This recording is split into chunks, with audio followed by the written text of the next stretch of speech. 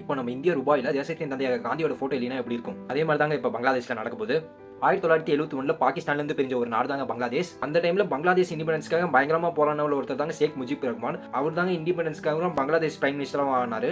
அவர் prime minister ஆனதுக்கு அப்புறம் இண்டிபெண்டன்ஸ்க்காக போராடின ஃபேமிலிக்கு கவர்மெண்ட் ஜாப்ல ரிசர்வேஷன் கொடுத்திருந்தாங்க. அந்த டைம்ல ஆகஸ்ட் 5, 2024 வரைக்கும் ஷேக் முஜிப் ரஹ்மானோட பொண்ணான ஷேக் ஹசீனா இப்போ பிரைம் மினிஸ்டரா இருந்தாங்க. முஜிப் ரஹ்மான் பொண்ணான ஷேக் ஹசீனா இப்பவுமே ஃப்ரீடம் ஸ்ட்ரகிளுக்காக போராடவங்களுக்கு 30% ரிசர்வேஷன் கொடுக்குறாங்க. இதனால அங்க இருக்கிற யூத்ஸ் எல்லாருமே ஏண்டா இருக்கிறவங்களுக்கு வேலை இல்லை, இதில் வேற ரிசர்வேஷன் வேற கொடுக்குறேன்னு சொல்லிட்டு அங்க இருக்கிற எல்லாருமே போராட ஆரம்பிச்சாங்க. போராடிட்டு இருக்கவங்க மேல போலீஸ் எல்லாருமே தடியடி அடிச்சு 300 மக்களை கொண்டிருக்காங்க. ஸோ அதனால ஷேக் ஹசீனா ஆகஸ்ட் 25, 2024 விட்டு தப்பிச்சு வந்து இந்தியாவுக்கு வந்துடுறாங்க. முகமது யூனஸ் இப்போதைக்கு கவர்மெண்ட் நடத்திட்டு வராங்க. இதுக்கு முன்னாடி வரைக்கும் பங்களாதேஷ் கரன்சியில் அந்த நாட்டு ஃபாதர் ஆஃப் நேஷனான முஜிப் ரஹ்மானோட போட்டோ இருந்துச்சு. ஆனால் இன்னும் 6 மாசம் கழிச்சு பங்களாதேஷ்க்கு ஒரு புது கரன்சி வரப்போகுது. அந்த கரன்சியில் அவங்களோட ஃபாதர் ஆஃப் நேஷனான முஜிப் ரஹ்மானோட போட்டோ எடுக்க போறாங்களா, அவங்களை தூக்கி எறிகிற மாதிரி பண்றாங்க. இது எந்த அளவுக்கு நியாயம் அப்படிங்கிறது எனக்கு தெரியல.